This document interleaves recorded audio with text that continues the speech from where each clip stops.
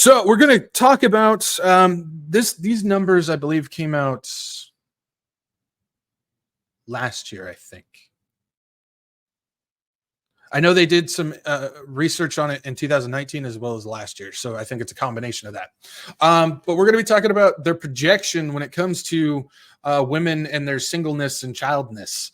And we can see here, it says 45% of women are expected to be single and childless by 2030 per recent projection. There is a lot in this one, which is why I chose it, because I think there's a lot of stuff that's involved with this, especially some end times stuff for sure. So we're going to take a look at this.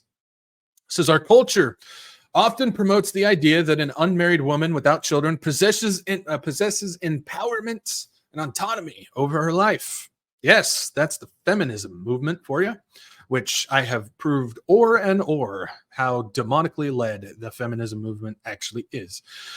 This narrative suggests that she has liberated herself from the perceived obligations of raising a family and being beholden to a husband. How many people, serious question, how many people, because I see it all over the place even to this day, how many people see people put memes or social media postings or videos where you continue to see women go, I don't need no man? That's exactly what they're talking about here. They don't need no man. Well, spoiler alert, we need each other.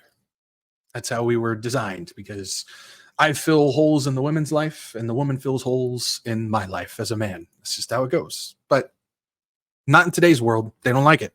It says, regrettably, this viewpoint has gained traction in our society. Many women have embraced this contemporary feminist lifestyle, opting for diverse relationships, considering abortion in case of unexpected pregnancies. We've been seeing a whole lot of that, haven't we? And foregoing marriage altogether. Hey, just move in. I don't want to commit. I don't know if this is actually going to work. And then 6 months later, okay, time to move out, and I'll go find somebody else to be temporarily shacked up with, and I'll just go through my life like that.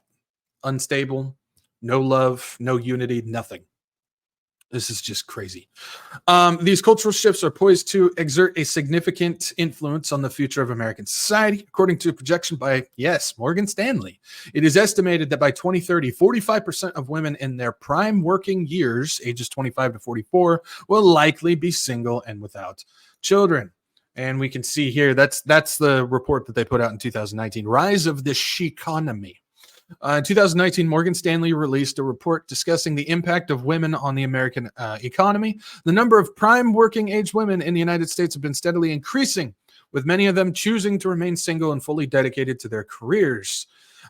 These women will continue to make up a growing portion of the workforce, thereby contributing to wage growth. And we can see here from the little snippet from the Morgan Stanley research thing here. It says median social focus on gender diversity, the male-female wage gap, and women's roles in the workplace has rightly been a key topic in 2019. Rightly, according to who? Your morals, or your not really morals, but your ideals, or the Bible? Because that would not be a part of what the Bible rightly says. Corporates and investors are paying attention. Let's keep going. It says, nonetheless, it appears that in the coming decades, there will be a decline in the number of mothers as women prioritize their careers over starting families. The percentage of single women in the U.S. is projected to increase by 1.2 annually from 2018 to 2030, compared to a 0.8% increase in the overall population. This shift expected to result in 45% of women aged 25 to 44 being single and childless by 2030, up from 41% in 2018. Zettner, one of the research people on this, further noted these changing societal norms are enabling more women, whether they have children or not, to pursue full-time careers, which should continue to boost the labor force participation rate among single women. Let's keep going. Single women tend to spend more than the average family household, particularly on travel, nightlife, dining out, skincare and beauty products, and retail shopping. Consequently, economists often view this trend positively as it can stimulate economic growth. However, there is limited consideration of the potential adverse effects on broader society. The birth replacement rate is already falling below replacement levels. We've been seeing that there's been a massive decline in population. Yes, that is indeed planned. And surveys indicate that unmarried, childless women often grapple with mental health challenges and self-confidence issues. Okay, we'll stop here for a second. I want to make sure I make a point on this. Mental health challenges and confidence issues. The increase in the feminism movement is also part of the increase in the alphabet agenda. What you have is you are creating this strong, empowered woman, which the Bible clearly tells us the strong, empowered woman is that of the helpmate to her husband, the housekeeper, the mother of children. And that's where the strength and the empowerment comes from, because that's the qualities that God has given them, the strengths. And so that's the wonderful power that you have as women, is to fill those roles. But the world, Satan, doesn't want you to think that. Satan wants you to think, no, strong and empowerment of women is in fact going out there and doing exactly what the men do, even though that's not the place that God has given them.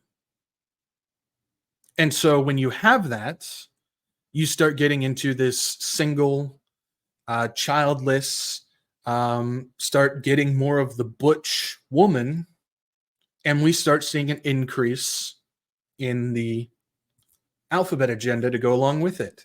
And what do we know about that movement? It is filled with people who have mental issues, are filled with confusion, and have serious depression problems. Mental health challenges and self-confidence issues, that's the alphabet agenda. When you look at these people, they lack that ability. And a lot of it has to do with the destruction of God's family order. That's why in Scripture it is outlined clear the position and the qualities of the man and the woman, and what we're supposed to be doing according to what the Lord has built us to be able to do. And when we go away from that, we start going into this, and Satan loves it. This is exactly what he wants. And that feminism movement, I'm not going to break it down now because it's a long thing, but I've broken it down before. It's fully demonically led. Absolutely demonically led, because it's the destruction of God's order that he has designed for us.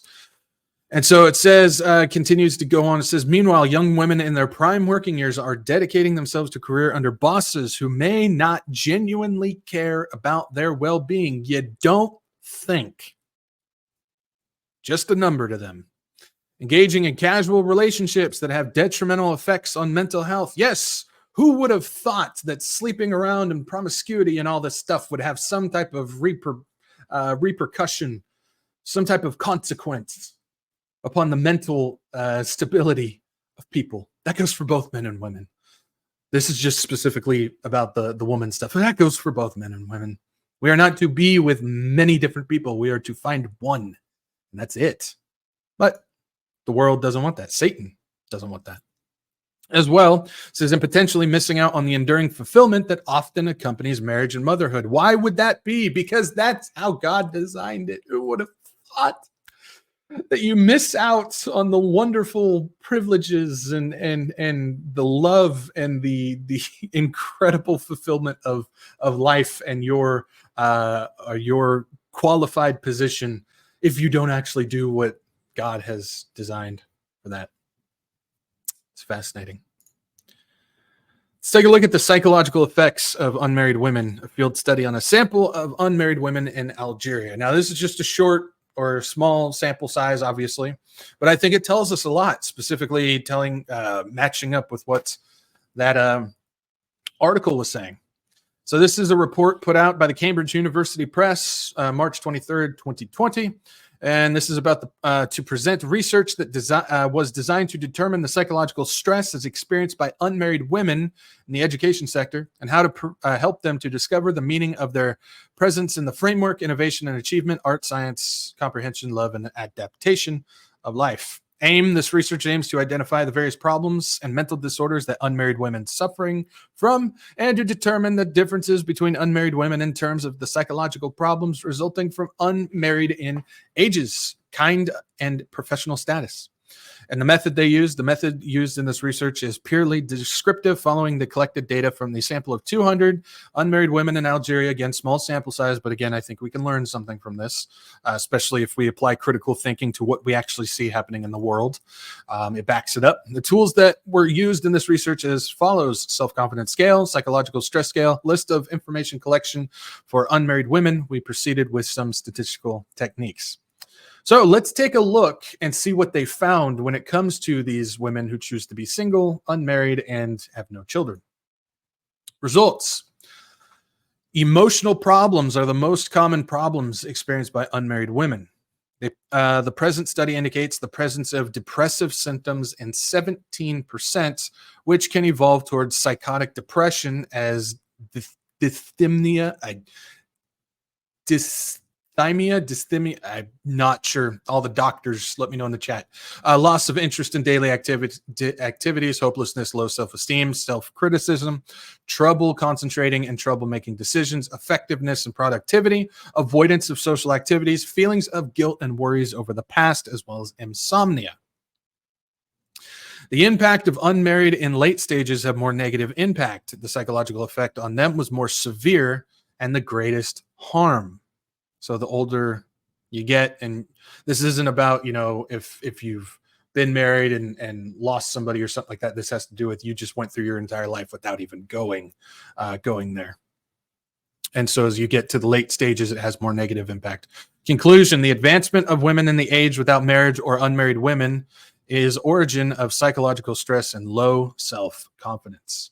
We take a look at society right now, and they have been building and moving and pushing the agenda of you don't need no man, sleeping around is a-okay, promiscuity and displaying your body in order to get satisfaction on social media and attention and everything like that is healthy for you, which it's not. And trying to get equality, the diversity, equal partnership of leadership and all this type of stuff, when in fact that, again, all of that is totally satanic and being led by Satan, because none of that has to do with how God designed us. And so what does it lead to? It leads to depression and loss of any motivation to do anything in life. It starts getting to psychological problems, mental disorders, and all these types of things, because women are not designed that way. And I know there's going to be some people, well, you're a man, you have no right to talk about this. Well, you know what? For the next 10 minutes, I identify as a woman. How about that? If you want to play that game, let's do that. You're not a doctor. You don't know what a woman is. But I'm not sitting here as somebody trying to, put my opinion in on anything or have speculation. This is exactly what the Bible has told us. I'm just basing everything off of the instructions and the order that God has given us within his word. It's the same thing where men try to take the position that they shouldn't be, where they're just these femboys and the soy boys and they're going around with their skinny jeans and all this type of stuff, and they're weak. They have no motivation. They act more like children than they do adults and stuff. I mean, we are taking positions that we're not supposed to be, and it's jacking up the entire order that God has given us. And so when you have that, you start leading to a society that starts crumbling. You see the feminism and alphabet agendas pushing forward. You see the birth rates going down. You see women in leadership, which is a judgment upon any nation that so chooses to have that. And we have women all over the place in leadership. It starts leading to children oppressing their parents. I'm sorry, you go and you look at, even in churches, you see that clearly the children at the age of, 8, 9, 10, rule the household. They do whatever the parents want them to do. There's no stern discipline in the house. And this is what happens in society, and it starts crumbling. This is one of the many reasons why the United States is crumbling. It's falling apart. It's failing because we have no standard, no foundation of biblical order that we're standing upon. And the leaderships, both left and right now, the only choices don't have that either. How are we going to fix this country if we can't get back to the standards that God has designed for even the household? I mean, everybody knows that before you can go out there and fix the world, first you have to clean your own room. It's a great example. Well, the problem is everybody wants to go fix out there, but nobody wants to fix in the household. You know, I saw this meme the other day. I sent it to one of my friends. And it's supposed to be like a joke, but there's so much truth to it. It says back in the day, there used to be 3 to 4 children per father. Well, now it's one child has 3 to 4 fathers. That explains a lot. That explains what we're seeing right now. And the push for this thing of 45% of the women to be single and childless by 2030 is exactly what they want, especially when you start going into the United Nations and you take a look and it says goal number 5, to achieve gender equality and empower all women and girls. What does that include? Well, we can see here, there's a few of them that are pretty important. It says at the current rate, it will take 286 years to close gap in legal protection and remove discriminatory laws. Discriminatory to who? Which laws are we talking about? They don't give us that. And it says 140 years to achieve equal representation and leadership in the workplace. Again, that is not how the Bible has created this. But clearly, Satan is moving behind the scenes with the United Nations. And so they want to move this. They want to move away from biblical instruction and commandment, really, biblical commandment. They want to move away from that. Satan wants to move away from that. And so they're trying to create the equal partnership or equal leadership. Legislated gender quotas are effective to achieve equality in politics. They want more women in political leadership. Again, go to Isaiah 3. That is a form of judgment. That's not how God ordained this stuff to be, but yet they want it that way. And you start going on this. Nearly half of married women lack decision-making power over their sexual and reproductive health and rights. That means we want women to be more promiscuous, go out there, sleep around, and have as many abortions as they can. There's nothing biblical about that. You know what one of the leading, the leading form of abortion is today? The abortion pill. Guess who supports that? Left and right. They both do. Kamala does. Trump does. Walz does. Vance does. Again, if you can't fix your own house, if you can't get back to the righteous, moral, Christian, godly standards that God has designed for us, you're not going to fix anything. Neither one of them want to do it. They don't want to fix that. No, they don't. And so this is what happens when you start moving in this direction. So some of the stuff that I just kind of wrote down, which is all encompassing when it comes to this absolutely horrific article to see what's going on. But we got reducing birth rates, reducing the numbers of the population. We understand that's part of their agenda. We got increasing depression and mental illness and psychology problems, increasing the abortions. This has to do with getting rid of that. Well, just go out and have your nightlife and all that type of stuff. Don't worry about marriage. Don't worry about that. Just shack up whenever you feel like it. No, that leads to more abortions. Women in leadership, again, that's a judgment upon any nation who chooses to do that. Destroying God's order. Again, I go as far as to say 90% of the problems that we see in the world could be fixed if we would just get back to what God has actually done for us, designed for us when it comes to the household. Of course, the increasing alphabet agenda, this all leads to that because of the feminism movement and everything. Social media becoming a replacement of husband and child love and adoration. If a woman can't go home and receive, okay, so maybe you're in a relationship where, okay, you can't have children, you don't want children, that type of thing. And at least you can come home, and if the man is doing what he's supposed to be doing, then she will be poured with love and adoration for what she has done around the house, for who she is and all that type of stuff, because it's supposed to go both ways. But What the world is saying is you don't need that. Just post half-naked pictures of yourself online, open up an OnlyFans account, and just get all the social media from all the random people online that are lusting after you. And that's going to fulfill the whole of love and adoration that only a spouse and child could give you. That's what they're promoting now. Guess who else is promoting the same stuff? The conservative women in leadership. That's right. I don't know how many of you have seen some of this stuff, but now there are pictures of congresswomen and stuff half naked in bathing suits. And all the conservatives are saying this is empowering and this is good. That's not conservative at all. Do you know what conservative is? It's supposed to be based upon Christian values. How is that conservative? It's not. But it's now being promoted within the conservative thing of, hey, you're a congresswoman?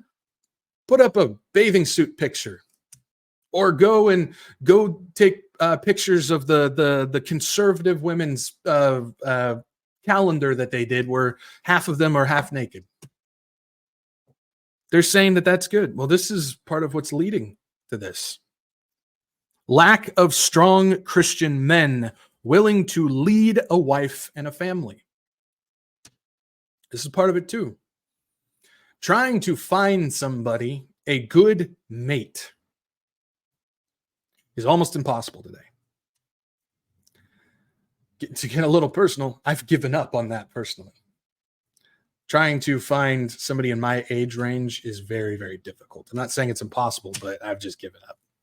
But ultimately, what we got going on is the lack of strong Christian leading men. We don't have it. We don't have it in the church. We don't have it in the government. We don't have it in the home. We don't have it anywhere. So why would a woman who's willing to be the helpmate, willing to be led, why would she go for a weak man who's not willing to actually take on that responsibility? Can't blame her for that. That falls on us. At the same time, lack of women willing to be led. Again, the I don't need no man crowd. There's a lot of women out there who aren't willing to be led. They have no interest in, again, doing what we're designed to be doing or designed to do. As well as the big one is the economic deterioration causing the lack of having this choice. We're at the point now, and it's been this way for a long time, where everybody has to work. The women, I mean, it's not all situations, obviously, but for the most part, the women can't stay home because it's just impossible in the economic world that we have now. And so this also leads to that as well. There's a lot of things that I've done. I'm sure there's a lot more that I've missed that I'm sure some of you are coming up with. But again, some people might look at this article and go, why are you talking about this on a prophecy thing? When I sit here and go, I think this tells us so much about the end times that we're currently in right now. I think this reveals so much more than what people will actually notice from an article like this. Because this has a lot to do with many, many, many different things right now. That's what I mean. It's just we're at the point there's no fixing this. And our only hope is in Jesus Christ. We know where we're on this timeline right now. Now, we don't know exactly when things are going to happen on the timeline, but we have a good idea of how far along we are. We know that this train is going full speed downhill, no brakes. And it's going to derail soon. But before that happens, the Lord's going to come get his church out of here.